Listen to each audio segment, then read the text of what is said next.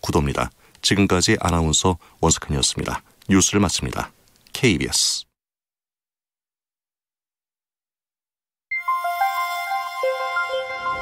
대한민국 중심 채널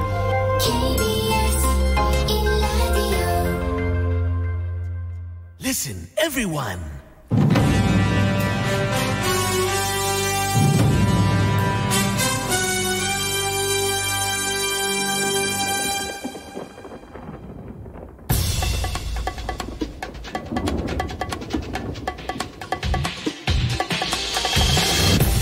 김용민 라이브.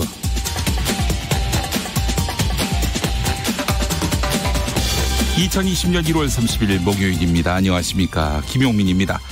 여야가 신종 코로나 바이러스에 대한 정부 대응을 두고 공방을 계속 벌이고 있는 가운데 2월에 임시국회를 열기로 했습니다. 신종 코로나 바이러스 감염증 대응과 관련한 검역법 개정안을 논의할 것으로 보이는데요. 원유철 자유한국당 의원, 중국 우한에 거주하는 외국인의 국내 입국을 금지하는 검역법 개정안을 발의했습니다. 이야기 들어보겠습니다. 이어서 우한 교민의 격리 수용에 반대하는 일부 정치인을 질타한 더불어민주당 소속이죠. 김의원 충남도의회 문화복지위원장 속 인터뷰에서 만나보도록 하겠습니다. 중국 우한에서 우리 교민들을 태우고 올 전세기가 당초 예정했던 출발 시간보다 늦어져 오늘 밤에 중국에서 출발할 것으로 보이는데요. 국내로 들어와서는 충남 아산과 충북 진천으로 가게 되는데 정부의 발표 이후 충북 진천 주민들의 반발이 계속되고 있습니다. 진천 주민들이 화를 내는 이유, 처음에는 우한 교민을 격리 수용할 도시가 충남 천안으로 정해졌다가 충남 아산과 충북 진천으로 변경된 그 이유가 뭐냐, 이겁니다.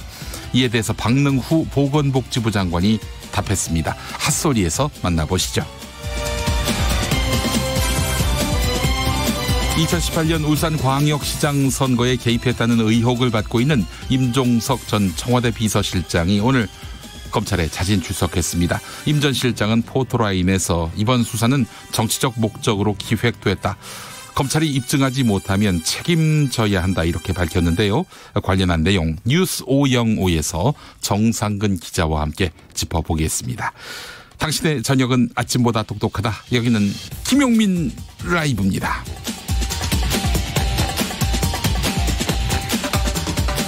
네, 대한민국에서 가장 겸손한 스피커가 되고 싶은 KBS 1라디오를 듣고 계십니다. 여러분, 오늘 이게 겨울인가 싶으셨죠? 1월 말인데 서울 기온이 10도를 넘었습니다. 완연한 봄 날씨였습니다. 1월에 3월 상순쯤에 기온을 보이고 있는데 참 걱정입니다. 어떻게들 보내셨는지 응답 주시기 바라겠습니다. 다음 주에는 또 춥다고 하는데 말이죠. 네, 벌써 봄이 왔구나, 2월과 함께 봄이 왔구나, 이렇게 예단하시면 안 되겠다 하는 생각도 들고요. 자, 오늘 어떻게 보내셨는지 여러분 많이 문자 보내주시기 바라겠습니다. 김용민 라이브 모바일 앱 콩으로 또는 유튜브로 또 함께 하실 수가 있으니까요. 여기 게시판으로도 올려주시고 문자로는 샵9730, 짧은 문자 50원, 긴 문자 100원 이렇게 보내시면 되겠습니다. 자, 그래요. 요즘 신종 코로나 바이러스 때문에 많은 분들의 그런 걱정이 쌓이고 있는데요. 손 씻기, 마스크 하기, 네, 잊지 않고 계시겠죠? 네, 노력만으로도 또 예방할 수 있다는 점 잊지 마시고요. 신종 코로나 바이러스가 의심되면 1339 또는 다산 콜센터 지역번호 누르고 120. 네, 서울은 그냥 02120이 되겠고 경기도는 031-120이 되겠고요. 네, 여러분 잊지 마시고요. 꼭 수상한 기운이 느껴진다 하실 때 전화하시기 바라겠습니다. 자, 오늘도 7시까지 김용민 라이브 힘차게 달려보도록 하겠습니다.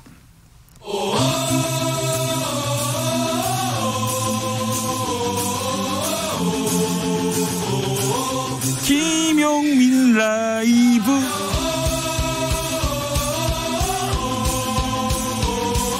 매일 오후 5시 5분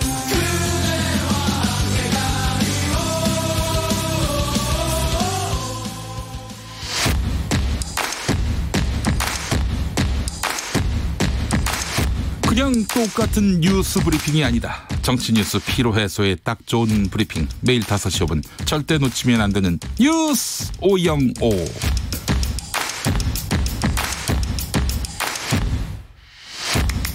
네, 뉴스 505 함께할 정상근 기자 어서 오세요. 네, 안녕하십니까. 네, 윤태웅 님이요. 당신의 저녁은 아침보다 푸짐하다. 그렇습니다. 네. 네. 그래요. 시작부터 푸짐한 김현민 라이브. 네. 네. 통상 이제 3명, 4명 이 스튜디오에 들어올 때가 있는데 네네. 그 서너 명의 몸무게를 저희 둘이 다 감당하고 있는 것 같습니다. 네. 그렇습니다. 푸짐한 브리핑 기대하면서 오늘 그 첫 번째 소식은 뭐죠? 네, 이 신종 코로나 바이러스 감염자가 중국에서 7,000명을 넘었다라는 소식입니다. 네, 우리 한국이 아니라 네, 중국에서. 네, 그렇습니다. 뭐 시시각각 숫자가 늘어나고 있는데 중국 국가위생건강위원회에 따르면 이 현지 시각으로 오늘 오전 10시 기준으로 이 신종 코로나 바이러스 감염증으로 이 중국에서 숨진 사람이 170명까지 늘어났습니다. 어제보다 38명 늘어난 것이고요. 네. 확진자도 1,700명 넘게 늘어나서 모두 7,736명으로 집계가 됐습니다. 네.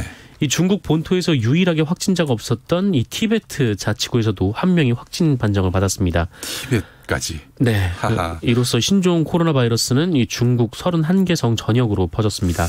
티벳은 중국의 동쪽 끝인데요. 네네. 네. 굉장히 먼 지역인데 네. 특히 이 발병 지역인 우한을 포함해서 이 후베이성의 누적 확진자는 4,500여 명에 달했고요. 이 중국 전체 사망자 170명 가운데 162명이 이 지역에서 나왔습니다. 네. 이 중국 외에는 태국이 14명으로 가장 많고요. 이 홍콩과 싱가포르가 10명을 넘었습니다. 이 대만이 8명, 일본과 마카오, 말레이시아가 7명, 이 미국, 네. 프랑스, 호주가 5명, 네. 그리고 한국과 독일이 4명, 캐나다 3명, 베트남 2명, 그리고 스리랑카, 캄보디아, 아랍에미리트, 핀란드가 각각 1명입니다. 네. 한편 질병관리본부는 오늘 기자회견을 열고 이 신종 코로나 바이러스만을 타깃으로 하는 새 검사법, 이른바 리얼타임 PCR이라는 검사법의 개발을 검증에 마치고 내일부터 적용을 할 계획이다라고 네. 밝혔습니다. 예. 이 새로운 검사법은 검사 6시간 이내에 결과를 확인할 수가 있고요. 네. 한 번 검사로 확진이 가능한 유전자 증폭 검사라고 아이고. 합니다. 기존의 이 판코로나 검사법은 2단계에 걸쳐서 검사를 해야 있고 또 검사 결과를 알려면 하루 이틀 정도가 필요했었거든요. 근데 네네. 획기적으로 좀 줄일 수 있는 검사 방법을 우리가 개발을 한 것으로 보입니다. 아이고 다행입니다. 참 여러 가지 우환 중에 반가운 네네. 소식인데 백신도 빨리 개발됐으면 좋겠고요. 네, 치료제도 그렇습니다. 있었으면 좋겠습니다. 네. 알겠습니다. 우한에 거주 중인 교민을 철수시키기 위한 전세기 출발 연기됐어요. 예, 연기됐습니다. 오늘 새벽에 연기 소식이 알려졌는데 네네. 오늘 밤 출국을 할 것으로 보입니다. 원래는 오늘 2대를 보내고 내일 2대를 보낼 예정이었는데요. 우선 한 대만 입국 허가하겠다는 중국 측의 통보에 이 협의가 길어지면서 일단 오늘 오전 10시 그리고 정오에 잇따라 출발이던 전세기 2대의 항공편이 취소가 된 상황이고요. 네. 강경화 외교부 장관은 이에 대해서 미국과 일본 등 여러 국가에서 전세기를 파견을 하겠다라고 하자 중국이 한 대씩 순차 허가하는 방침을 세우고 우리 측에도 한 대만 허가하겠다고 통보를 해오면서 네. 이 협의가 길어졌다라고 설명을 했습니다. 네네. 강경화 장관은 그러면서 우선 전세기 한 대를 보내서 오늘 탑승 예정이던 교민들을 데려오겠다라고 밝혔는데요. 이에 따라서 오늘 출발 예정이었던 전세기 가운데 한 대만 오늘 밤 9시쯤 인천공항을 출발을 할 것으로 보입니다. 또 중국 정부가 전세기들의 순차 입국을 선호하는 만큼 외교부는 하루에 한 대씩 파견해서 나흘에 걸쳐서 교민들을 데려오는 방안도 협의 중인 것으로 알려졌습니다. 네. 현재 교민들은 일단 대기 중인데요. 오늘 밤 전세기 한 대가 출발을 해서 출발을 하면 이제 자정쯤에 우한을 도착을 할 예정이라고 합니다. 그다음에 교민들을 태운 뒤에 아마 내일 새벽 5시쯤 귀국을 할 것으로 지금 예상이 되고 있는데 탑승 5시간 전에 이 교민분들이 검역을 받아야 하거든요. 그래서 네네네. 오늘 밤 늦게부터 우한 국제공항에 집결을 해서 이 체온 측정 등 검역을 받을 것으로 예상이 되고 있습니다. 네.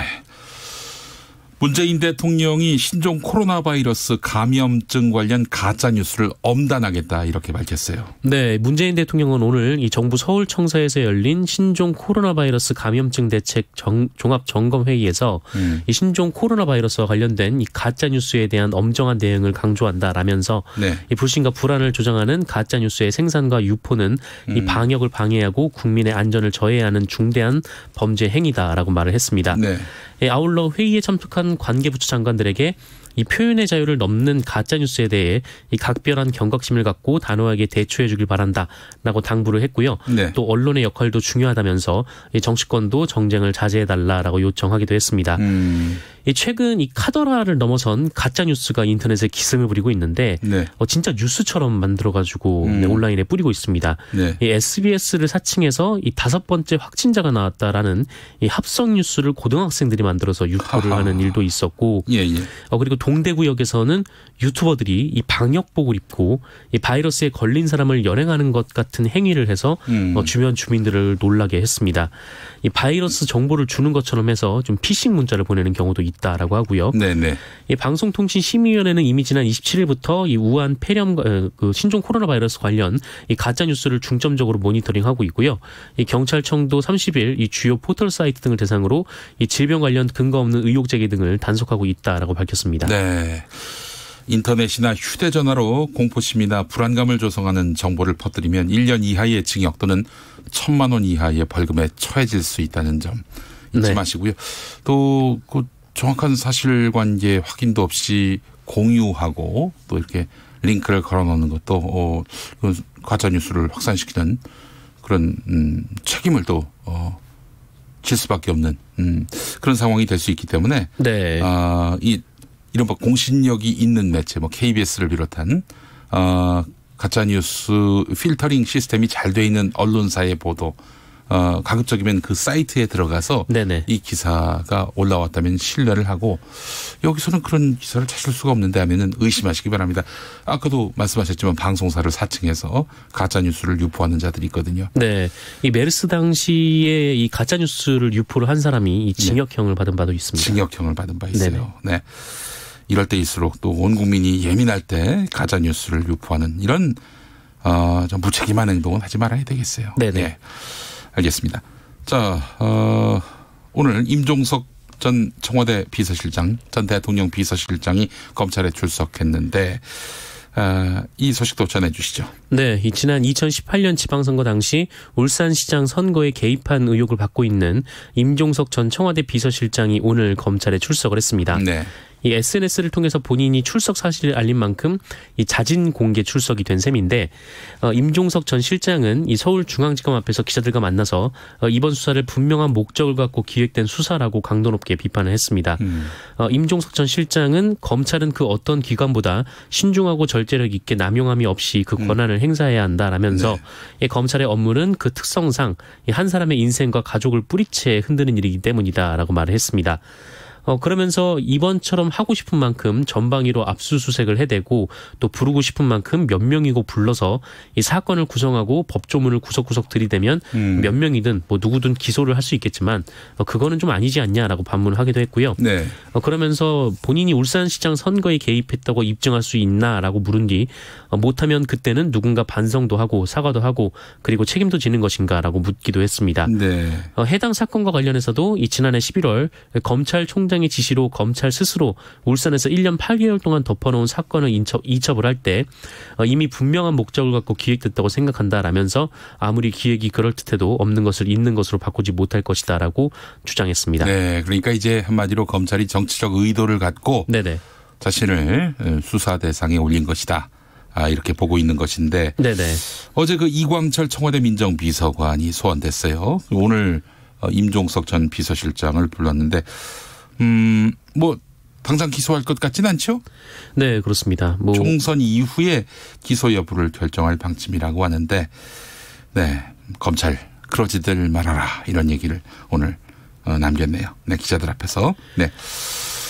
알겠습니다. 자, 오늘 이것도 역시 주목되는 보도인데 대법원이 문화예술인 블랙리스트를 작성한 혐의로 기소된 김기춘 전 청와대 비서실장 등에 대한 원심을 깨고 그러니까 한마디로 김기춘 전 실장 손을 들어주는 그런 취지로 사건을 고등법원으로 돌려보냈다고 하죠? 네, 뭐 완전 무죄는 아니고요. 이 대법원 판결의 결론을 한마디로 말씀드리면 이 직권남용죄는 좀 신중히 적용을 해야 한다라는 겁니다.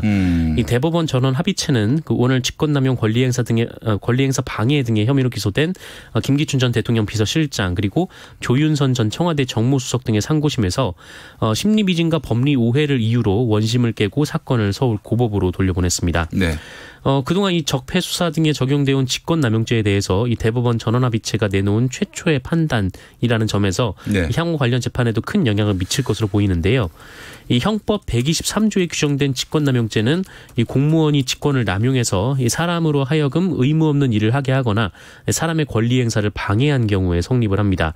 하지만 그 조문이 좀 모호해서 다양한 견해가 제기돼 왔었는데 네. 일단 대법원은 이 김기춘 전 실장 등이 이 소속 직원들로 하여금 이 블랙리스트에 올라간 인사들을 각종 정부 지원 사업에서 배제하도록 한 것은 네. 직권남용이 맞다라고 판결을 했습니다. 네. 네. 그러니까 다른 사람의 권리 행사를 방해한 경우는 직권남용이 맞다라고 판결을 한 건데 네. 그런데 또 다른 범죄 성립 요건인 의무 없는 일을 하게 한 것인지에 대해서는 따져봐야 한다라고 지적을 했습니다. 이 대법원은 이 행정기관의 의사결정과 집행은 서로 간의 협조를 거쳐 이루어지는 게 통상적이다라면서 네. 이러한 관계에서 일방이 상대방의 요청을 청취하고 협조하는 등 행위를 법령상 의무 없는 일로 단정할 수는 없다라고 강조를 했습니다. 그러니까 이제 완전 무죄가 아니라 일부분은 무죄이니까 이거는 네. 2심에서 다시 판단하라 이런 이야기네요. 네, 그렇습니다. 예. 자, 이 직권남용죄 굉장히 엄격하게 적용을 하는 셈이 됐는데 네. 국정농단, 사법농단, 조국 전 법무부 장관 사건에서 잇따라 직권남용죄가 적용되어 오지 않았습니까? 네, 그렇습니다. 대법원이 기준을 명확히 제시했는데 양승태 또 조국 지금 이제 두 사람이 이제 재판정에 서게 되지 않았습니까? 네, 그렇습니다. 이와 관련해서 유죄 판결을 받을 수 있을지 받게 된다면 굉장히 엄격한 그런 잣대를 거쳐서 이제 판단받게 되는 건데 네. 유죄가 나올지 무죄가 나올지 이거 뭐 상당히 또 지금으로서는 판단하기 어렵겠네요. 네, 그러니까 뭐 누군가의 권리 행사를 방해한다면 유죄지만 네. 이 공무원들의 이 이른바 이제 업무에 대해서는 어느 정도 재량권을 부여한 셈이어서 재량권을 부여했다.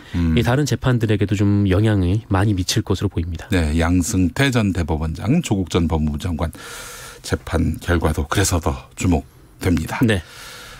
이 소식 하나만 더 전해주셨으면 좋겠는데요. 전광훈 씨가 한국기독교총연합회 대표회장으로 재선출됐는데 시끄러웠어요. 네, 굉장히 좀 시끄러웠습니다. 네. 이 문재인 대통령 퇴진 집회를 하고 있는 이 사랑제일교회 전광훈 목사가 한국기독교총연합회 대표회장에 또 당선이 됐습니다. 한기총은 오늘 이 서울 종로 한국교회 100주년 기념관에서 31회 총회를 열었는데 이 회의를 주재한 전광훈 목사가 30분 넘게 정부를 비난하면서 네. 청와대를 남로당의 잔존 세력이 점령하고 있다라느니 이 문재인 정부가 전방의 사단을 해체해서 인민군이 내려올 통로를 만들고 있다느니 등 네. 이 근거 없는 주장을 계속 펼쳤습니다. 네, 네. 그러면서 이제 본인이 선지자라고 말을 했는데요. 네. 문재인 주사파 정부가 대한민국을 공산화하려 하니 이를 막아야 한다. 그래서 나를 찍어달라라고 말을 했다고 합니다. 이에 참석자들은 기립박수로 이 전광훈 목사를 26대 대표회장으로 추대했다라고 합니다. 이에 전광훈 목사는 한기총 이름을 걸고 하는 모든 일을 위임해달라라면서 애국운동에 전권을 주면 목숨 걸고 하겠다라고 말을 했습니다. 한편 이 회의 도중에 이 발언권을 요청한 한 회원이 이 전광훈 목사에게 하느님 까불지 마 이런 발언을 한 것에 대한 해명을 요구하기도 했는데요. 네. 이 전광훈 목사는 뭐 이미 다 해명한 부분이다라면서 예수님도 이 독사 새끼들아라고 험한 말을 하기도 했다라고 그런 주장을 말씀을 했습니다. 하진 않고 네네. 마태복음에 보면 독사의 자식들아라고 했지 네. 뭐 새 땡 그런 말은 안 했어요. 네, 그렇습니다. 또한 이 회의장 바깥에서는 이 전광훈 목사를 반대하는 1인 시위도 열렸는데요. 네네네. 이것 때문에 굉장히 시끌시끌했는데 이 대한예수교 장로회 합동 소속이라고 밝힌 목사였는데요. 네. 이 전광훈 목사 지지자들이 이 시위하는 목사를 둘러싼 채 이 빨갱이 XX 뭐 북한으로 가라라고 비방을 했습니다. 네. 이 한기총 대변인인 이은재 목사는 맞고 싶으냐라고 위협을 하기도 했다라고 합니다. 그래요? 예. 또 반대파로 분류되는 대의원들의 참석이 배제됐어요. 그래서 회의 결과에 적법성 논란이 또 뒤따를 것 같고 취재진 중에서도 네네. 자기들이 반대하는 혹은 뭐 출입을 용인하지 않는 그런 기자들은 또 내쫓기도 하고 말이죠. 네네. 예. 파행의 연속이었다는 후문을 또 들을 수가 있었습니다. 네. 오늘 전광훈 목사 소식까지 듣겠습니다. 정성근 기자 수고하셨습니다. 고맙습니다. 네, 교통정보센터 다녀오겠습니다. 윤여은 씨. 네, 강원 산간을 중심으로 낸 대설특보가 발효 중인 가운데 동해안 지역에 최고 20mm의 비가 더 내릴 것으로 보이는데요. 미끄럼 사고로 이어지지 않도록 안전운전에 각별히 유의하셔야겠습니다. 동해고속도로 삼척 쪽으로 현남터널 부근 1, 2차로에서 화물차 사고를 처리하고 있어서 갓길로만 이동이 가능한 상태고요.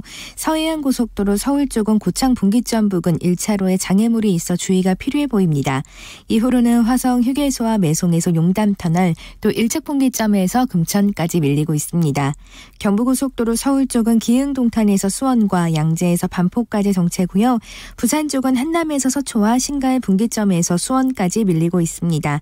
서울 외곽고속도로 일산에서 판교 쪽은 계양에서 송내, 반대쪽은 판교 분기점과 시흥 요금소에서 송내까지 차가 많습니다. KBS 교통정보센터였습니다. 김용민 라이브 용퀴즈 온더 블럭. 방송 내용 중 일부를 들려드립니다. 잘 들으시고 빈칸에 들어갈 단어를 맞춰주세요. 네, 오늘 퀴즈 정답은 손이었습니다. 네, 손 열심히 씻는 것, 이것이 신종 코로나 바이러스를 예방하는 첩경이다. 이 말씀을 드리는 차원에서 드린 퀴즈였습니다. K77061981 이 계정 쓰시는 분 손 씻깁니다. 김용민 씨 청결에 힘써주셔서 김용민 라이브 방송이 이상 없도록 부탁드립니다. 네, 저도 손을 열심히 씻고 있습니다. 그리고 또 손 씻었습니다. 네, 저도 손을 열심히 씻고 있습니다. 그리고 또 손 씻었습니다. 네. 자, 그리고 2183번 쓰시는 분, 일반 의료 상담은 120번으로 먼저 해주시고 1339는 중국 여행 이력이 있는 유증상자들만 해주시면 되겠습니다. 힌트 드릴게요. 나라를 다스리는 일을 두 글자로 줄여 이것이라고 하죠. 정답 보내실 곳은요. 문자는 샵 9730, 짧은 문자 50원, 긴 문자 100원, 모바일 앱 콩으로 보내시면 무료입니다.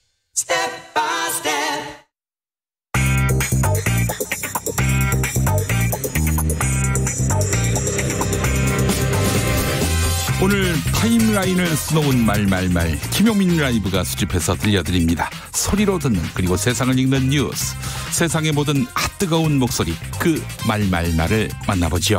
지금부터 볼륨 업, 귀 쫑긋 핫 소리.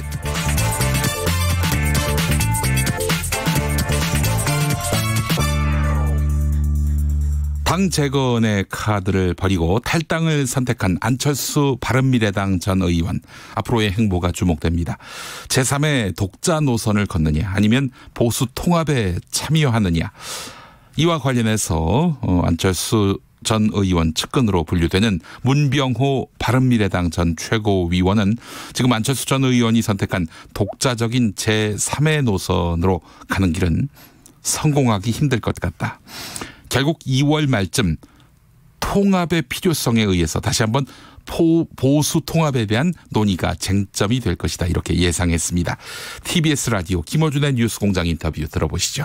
지금 안철수 대표께서 택할 수 있는 길은 이제 제3의 독자 노선을 걷는 길이 있고요. 여기 통합에 참여하는 길이 있는데, 이제 안철수 대표께서는 독자적인 제3의 노선을 지금 가시겠다고 하고 있습니다. 그런데 저는 그 노선이 성공하기 힘들다고 봅니다. 안철수 전 대표께서도 현실 정치인이기 때문에 성공하기 힘든 길보다는 좀 더 현실적으로 가능한 길을 갈 가능성이 있다고 보고요. 저는 2월 말쯤 가서 다시 한번 아마 통합 논의가 또 쟁점이 되지 않을까, 그렇게 예상하고 있습니다. 그때쯤 지금 통추의 움직임과 안철수 전 대표가 만들고자 하는 그 새로운 당과 만나는 시점이 있을 것이다. 네네. 안철수 전 대표께서도 이제 독자 노선을 한번 해서 뭔가 이제 국민들로부터의 호응도나 지지도도 점검해 볼 것이고, 지지가 높으면 높은 대로, 또 지지가 낮으면 낮은 대로 아마 또 통합의 필요성이 돼도 될 거예요. 그때 가면 다시 한번 통합 논의가 다시 걸로 보고 있고요.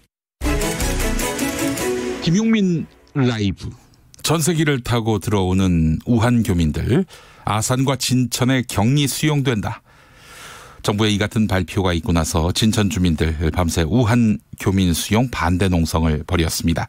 그런데 아산과 진천 주민들이 더 화가 난 이유를 들어보니 처음에 격리 장소를 천안으로 정했다가 왜 바꾼 것이냐, 그 이유가 우리가 만만해서인가, 이거였습니다. 이와 관련해서 박능후 보건복지부 장관이 입을 열었습니다.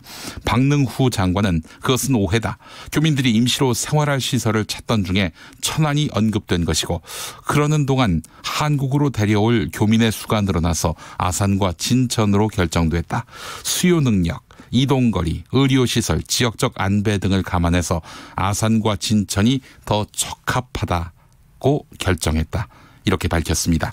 CBS 라디오 김현정의 뉴스쇼 인터뷰 들어보시죠. 일본은 호텔 아니면 집으로 보냈다고 하던데 어쨌든 지금 진천하고 아산 주민들이 좀 격앙되신 이유가 뭔가 들어보니까 처음에 천안으로 정했다가 거기 주민들이 반발하자 진천하고 아산으로 바꾼 거 아니냐. 우리가 만만하냐? 이분들은 그런 말씀하시더라고요. 그건 큰 오해입니다.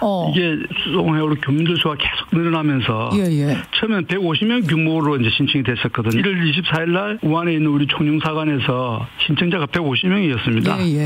근데 이게 날짜가 지나면서 급격히 늘어났습니다. 그리고 중국과의 이제 항공 스케줄을 조율하는 과정에서 날짜 좀 지연이 되고 그래서 임시생활시설을 어디에 설치할 것이냐 하는 것은 여러 이제 옵션을 두고 여러 과정들을 찾고 있었죠.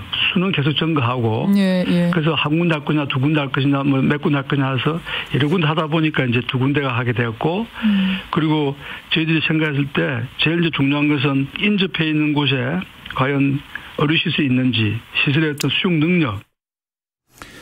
KBS 뉴스 속보 하나 전해드리겠습니다. 신종 코로나 바이러스 감염증 추가 확진자 2명이 확인됐습니다. 다시 한번 말씀드리겠습니다. 신종 코로나 바이러스 감염증 추가 확진자 2명이 확인됐습니다. 후속 보도 자세히 전해드리도록 하겠습니다.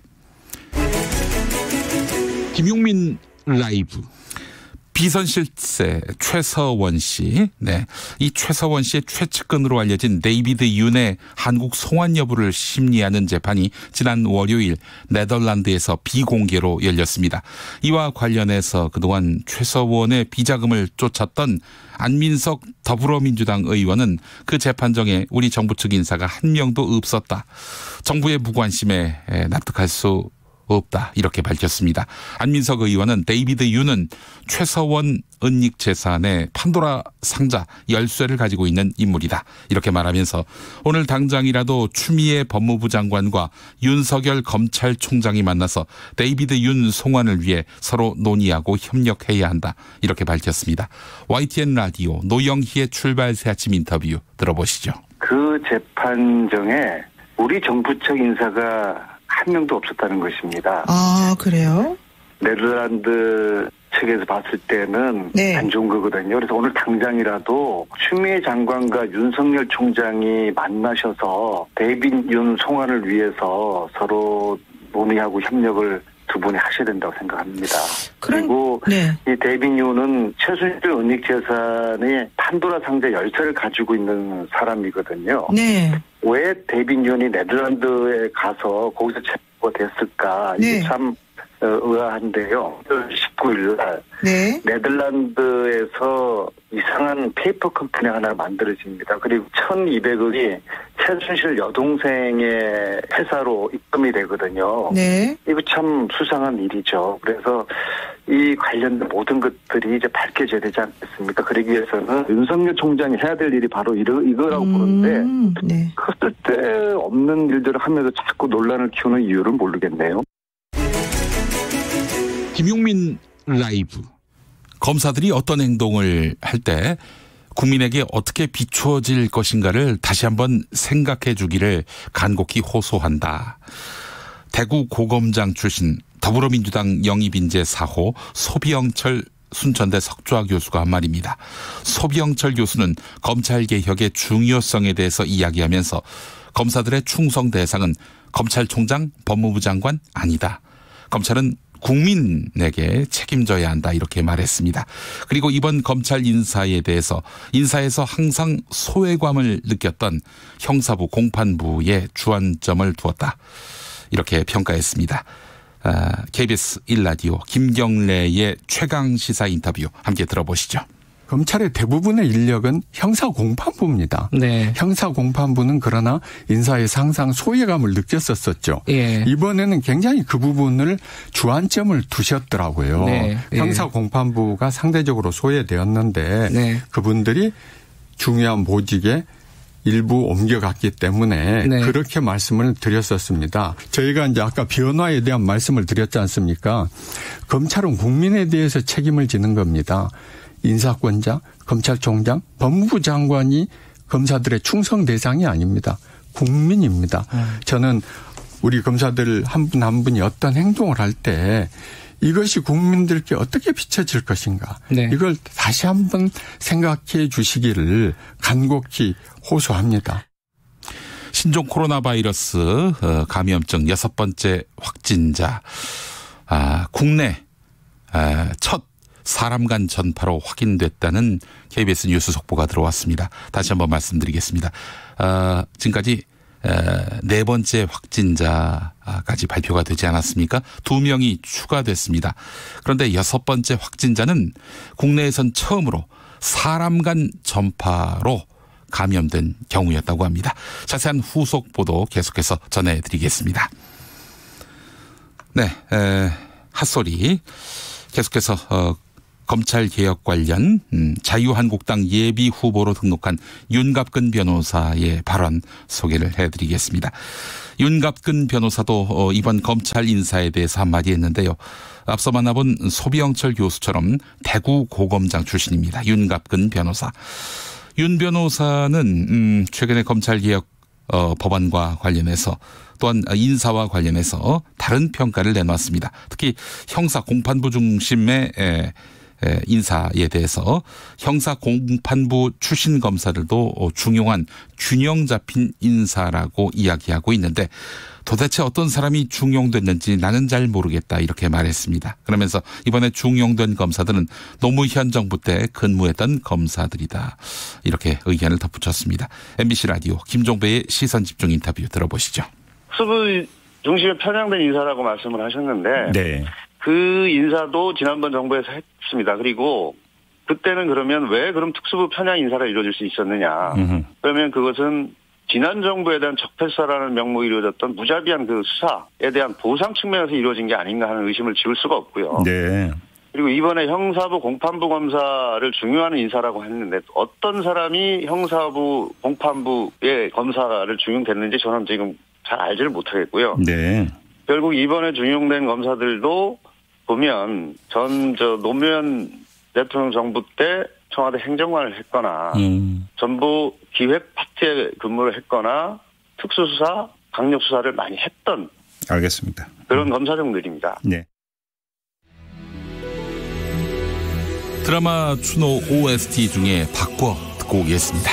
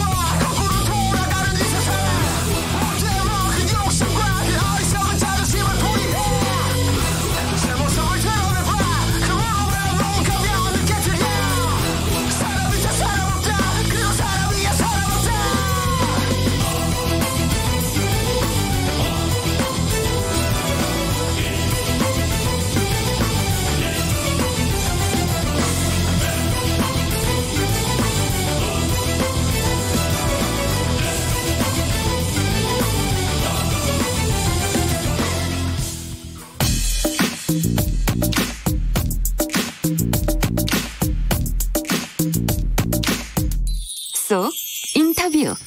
귀의 속 맘의 속 쏙쏙쏙 인터뷰 시간입니다. 국내에 상륙한 신종 코로나 바이러스 감염증. 이 바이러스를 퇴치하기 위해서 정치권도 뜨겁게 논의하고 있습니다.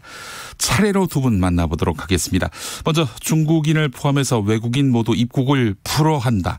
이런 내용의 검역법, 감염법 일부 개정안을 발의한 원유철 자유한국당 의원 연결했습니다. 원유철 의원님 나와 계시죠? 네, 안녕하세요. 원유철입니다. 네, 자 의원님, 그 네네. 현행 검역법과 감염법에 문제가 있기 때문에 법률 일부 개정안을 발의하셨겠죠?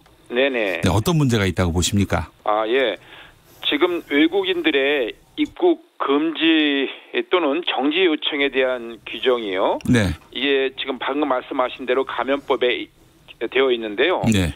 그 문제는 이 규정이 검역 감염병 환자 또는 검역 감염병 의심자에 대해서만 한정되어 있어요. 네네네. 다시 말씀드리자면은 검역 감염병 환자나 또는 의심자가 아니면 출입국 금지 또는 정지 요청을 할 수가 없다는 것이죠. 네네네. 그런데 문제는 지금 온 국민들이 걱정하는 예. 이 신종 코로나 바이러스 예. 우한 폐렴이 잠복기가 3일에서 7일 정도 걸리거든요. 네네네. 잠복기가. 네. 그러니까 잠복기인 경우에는 그 발열이라든가 고온 등의 증상이 안 나타나요.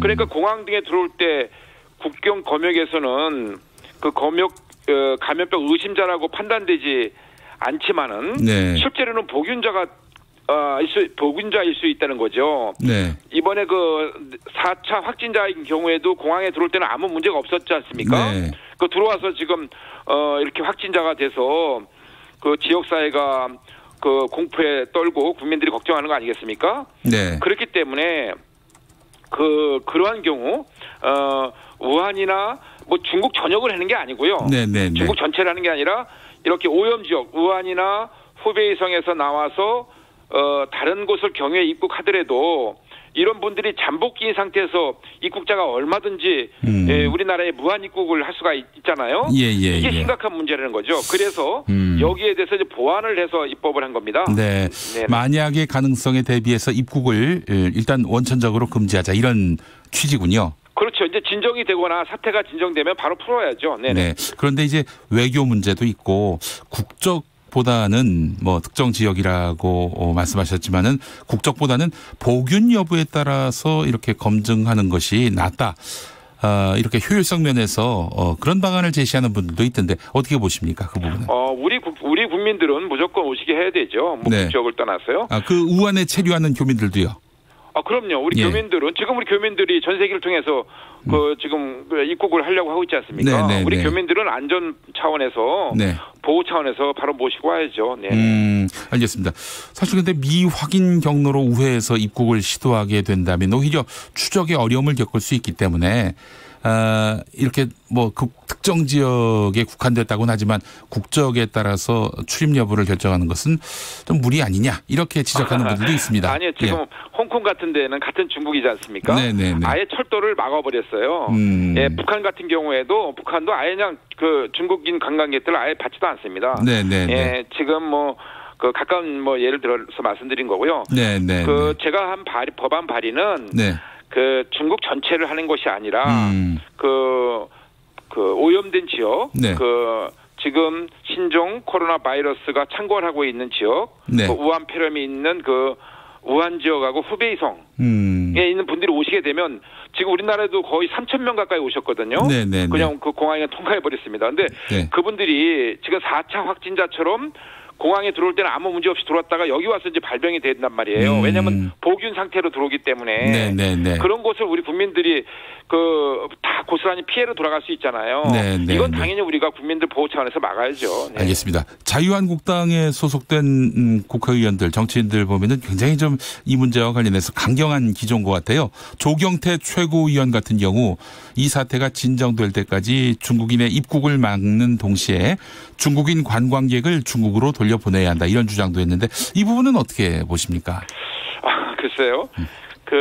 제가 뭐 같은 당 동료 의원 주장에 대해서 평가하는 것이 적절한지 모르겠습니다. 그래서 아무튼 뭐 조경태 의원께서도 지금 우리 국민들의 안전을 최우선으로 해서 여러 가지 걱정을 하셔서 말씀하신 것이 아닌가 싶어서요. 이 문제는 뭐 직접 우리 저희 사회자께서 한번 조경태 의원을 초대해서 말씀 들어보시는 게 알겠습니다. 좋을 것 같아요. 제가 말씀드리기가 적절치가 않은 것 같습니다. 일단 어쨌든 뭐 조경태 의원의 주장하고는 많이 다른 거죠. 그럼 제가 말씀드리기가 좀 그렇습니다. 의원님의 저는 법안과 관련해서 저는 제 얘기만 오늘 하겠습니다. 알겠습니다. 양해해 주시기 바랍니다. 네네. 자, 이 보건복지부가 우한에서 전세기를 타고 입국하는 교민들을 진천과 아산에 분리해서 수용한다고 발표하니까 지역 주민들이 거세게 반발하고 나섰습니다. 일부에서는 교민들을 격리 수용하기로 논의됐던 천안이 민주당 의원들이 이 지역구 국회의원들이라서 아산과 진천으로 옮겼다 이런 주장도 나오고 있는데 이런 의견들에 대해서는 어떻게 생각하십니까? 지금 우리 국민들의 그 불안감이 매우 급속히 커져가고 있어요. 오늘도 확진자가 2분이 더 나왔다는 거 아닙니까? 네, 방금 전에. 그런데 이 상황에서 지금 뭐 당을 따지고 이럴 상황이 아닙니다. 우리가 초당적으로 국민의 안전에 대해서는 함께 힘을 모아 가야 된다고 생각합니다. 그런데 문제는 정부가 이걸 오락가락하는 데 문제가 있어요. 맨 처음에 이것을 천안으로 결정했다가 또 진천 아산으로 변경했지 않습니까?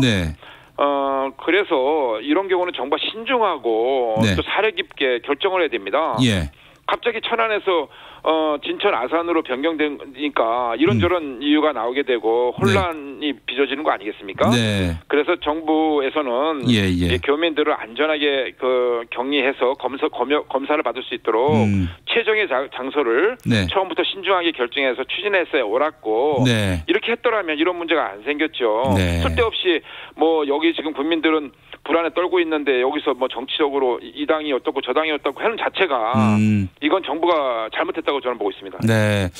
정부가 애초부터 천안을 거론하지 말았어야 했다. 그렇습니다. 처음부터 결정했으면 제대로 했어야죠. 알겠습니다. 자, 원유철 의원님 말씀 잘 들었습니다. 감사합니다. 네, 감사합니다. 이번에는 충청남도로 가보겠습니다. 지금 우한에서 들어오는 교민들이 2주 동안 생활할 곳이 아산 진천으로 정해졌는데 진천 주민들이 격렬히 반대하고 있다. 이런 보도 많이 접하셨을 겁니다.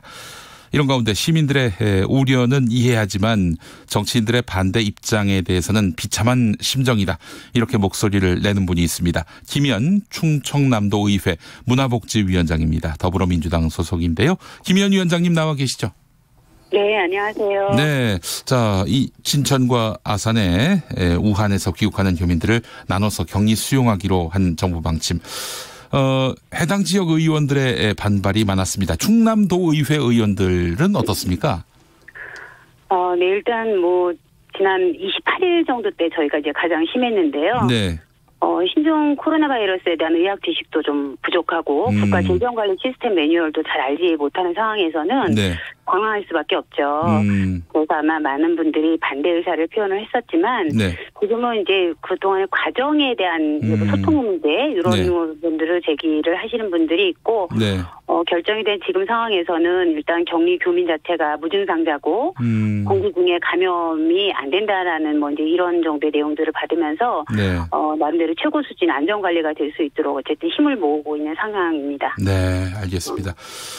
자, 의원님께서는 시민들의 우려는 이해하지만 정치인들의 반대 입장에 대해서는 비참한 심정이라면서 SNS에 소신을 밝히셨어요. 어떤 내용인지 좀 말씀해 주시겠습니까?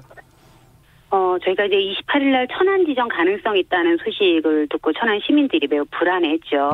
그래서 성원서도 올리고 갖가지 여러 가지 우려나 공포를 자아내는 글귀들이 SNS상에 막 올라다 보니까 걱정을 많이 하고 있었는데 또 이런 상황이라고 하면 최소한 정치 지도자로서 나서려는 정치인이라고 하면 먼저 온다라고 하는 우리 동네에 오는 분들이 어떤 분들이고 관리 대책은 어떻고 또 실제 우리한테 미칠 수 있는 부정적인 영향은 뭐가 있는지 이런 등등을 좀 먼저 살펴보고 대안을 줄 생각을 해야 되는데 같이 우리 동네는 안 된다 이렇게 막 이야기를 하시니까 시민들의 입장에서는 나름대로 그래도 정치 지도자라고 하는 사람들이 저렇게 얘기를 하니 정말로 굉장히 무서운 뭔가가 오나 보다 이런 불안감들이 더 커지지 않겠어요? 그러다가 29일 날 중앙일보로 제가 기억을 하는데 천안 반발에 밀렸다 이렇게 제호를 낸 보도가 있었어요. 중앙일보 보도가 그랬어요. 그러니 아산 시민들이 얼마나 화가 나셨겠어요. 예. 이걸 또 한 정치인이 천안 시민의 성원 덕분이라고 기자회견도 하고 문자 메시지를 막 보내는 거예요. 박상규 전 의원인가 그렇죠? 박상돈 전 의원. 박상돈 죄송합니다. 예. 박상돈 전 의원이죠. 예. 그러면 그거를 바라보고 있는 아산 시민들의 마음은 어떨 거며 천안 시민들 입장에서도 뭐 반대를 했지만 그것이 사실은 뭐 우리나라 들어오지 말자, 우리가 그분들을 받아 앉지 말아야 된다 이런 의미는 아니었거든요. 네. 마치 이렇게 돼버리면 시민들의 감정은 불안함과 걱정에 의해서 자기 표현을 한 것인데 이게 마치 천안과 아산을 갈등의 경쟁 구도로 막 이렇게 몰아가는 이런 형식으로 변질이 돼버린 거죠. 예. 우리는 천안과 아산이 상생해서 발전해야 된다는 이슈를 작년에도 그 전에도 계속 해왔고 앞으로도 그렇게 공동체를 이뤄가야 되는데 지도자가 된다라고 하는 정치인이 그런 이야기를 해서는 저는 안 된다라고 봅니다. 그래서 이제 그런 이야기를 올리게 됐어요. 천안에서 진천 아산 지역으로 변경된 것과 관련해서 여당 지역구를 의식한 선정이다 이런 정치적 해석도 있고요. 이런 내용을 오늘 조선일보가 아주 소상히 사설에서 다뤘던데 이에 대해서는 어떻게 생각하십니까? 저는 그렇지 않다라고 보고요.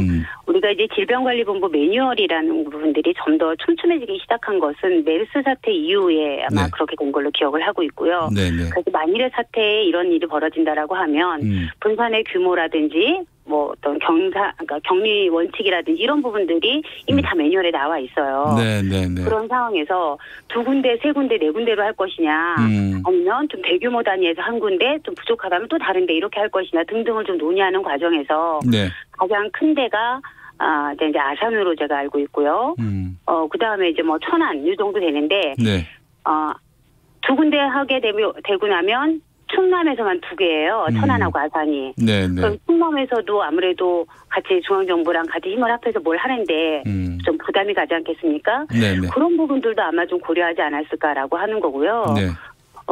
그렇지 그것이 뭐 정치적인 어떤 정치력에 의해서 이렇게 결정되어지거나 그랬다고는 저는 생각하지는 않습니다.